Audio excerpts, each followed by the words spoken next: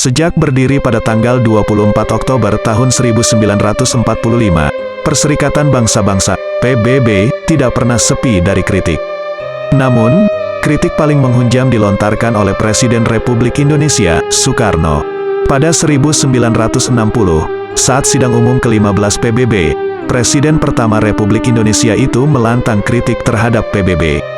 Tidak hanya soal Irian Barat, tetapi juga nasib bangsa-bangsa yang diperlakukan tidak adil oleh kolonialisme dan imperialisme.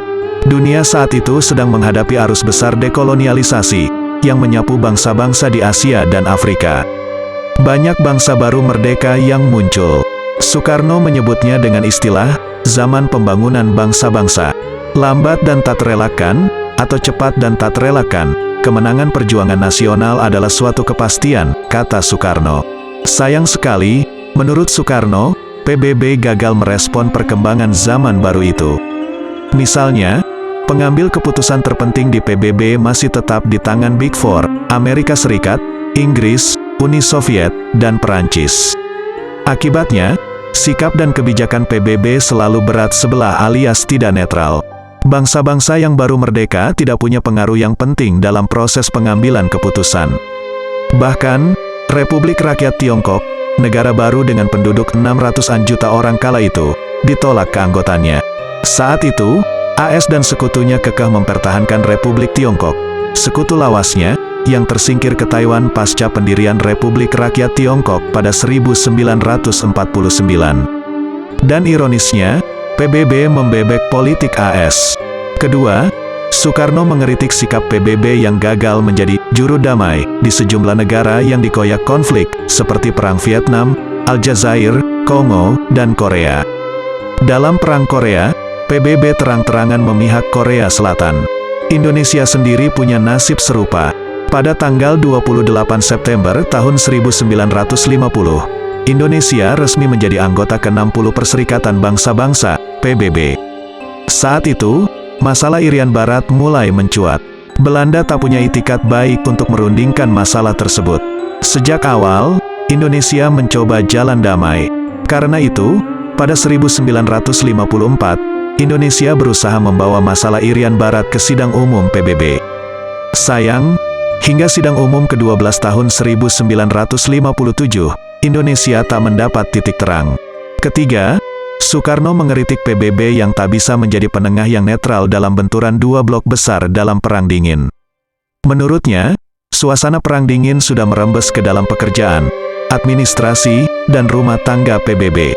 Menurut Soekarno, agar PBB terbebas dari hawa Perang Dingin, maka sekretariat PBB harus dipindahkan dari New York, AS, ke negara-negara netral. Marilah kita tinjau apakah Asia atau Afrika atau Jenewa akan dapat memberi tempat yang permanen kepada kita, yang jauh dari Perang Dingin, tidak terikat pada salah satu blok dan di mana para delegasi dapat bergerak dengan leluasa dan bebas sekehendak mereka, katanya.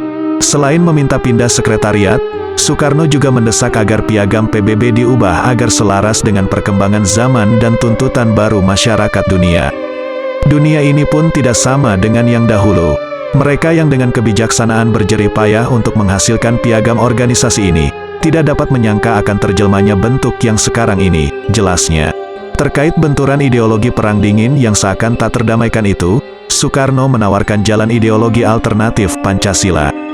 Menurutnya, Pancasila lebih mencerminkan kondisi kekinian ketimbang piagam PBB. Saya yakin seyakin-yakinnya bahwa diterimanya kelima prinsip itu dan dicantumkannya dalam piagam, akan sangat memperkuat Perserikatan Bangsa-Bangsa. Saya yakin bahwa Pancasila akan menempatkan Perserikatan Bangsa-Bangsa sejajar dengan perkembangan terakhir dari dunia, ujarnya. Di penghujung pidatonya, Soekarno menyinggung imperialisme dan kolonialisme sebagai sistem jahat yang telah menggiring dunia ketiga ke dalam kemiskinan dan perang. Baginya, dunia tidak akan pernah tenang dan damai selama masih ada imperialisme dan kolonialisme. Menurutnya, perbaikan terhadap PBB haruslah senapas dengan semangat membangun dunia baru yang lebih aman, damai, adil dan makmur. Kami berusaha membangun suatu dunia, di mana setiap orang dapat hidup dalam suasana damai. Kami berusaha membangun suatu dunia, di mana terdapat keadilan dan kemakmuran untuk semua orang, tegasnya. Pidato Soekarno ini memang tak banyak mengubah wajah PBB sesudahnya. Pun PBB tak berbuat apapun terhadap Indonesia yang merasa dikepung oleh imperialisme.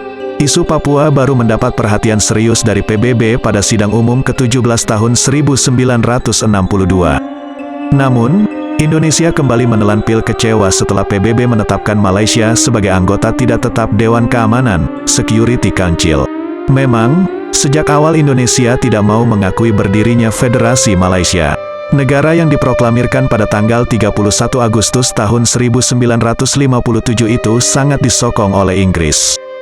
Bagi Soekarno, Federasi Malaysia tak lebih dari boneka Inggris untuk menjepit kedaulatan Indonesia. Karenanya, begitu Malaysia ditunjuk sebagai anggota tidak tetap Dewan Keamanan, Soekarno benar-benar meradang. Dia pun segera menarik Indonesia keluar dari PBB pada tanggal 20 Januari tahun 1965. Namun, tak lama kemudian, terjadi peristiwa G30S 1965 yang mengubah politik Indonesia. Soekarno lengser, lalu digantikan oleh rezim Soeharto. Pada tanggal 19 September tahun 1966, rezim baru mengirim telegram ke PBB. Isinya, keinginan untuk bergabung kembali ke dalam PBB. Akhirnya, pada tanggal 28 September tahun 1966, Indonesia kembali ke pangkuan PBB.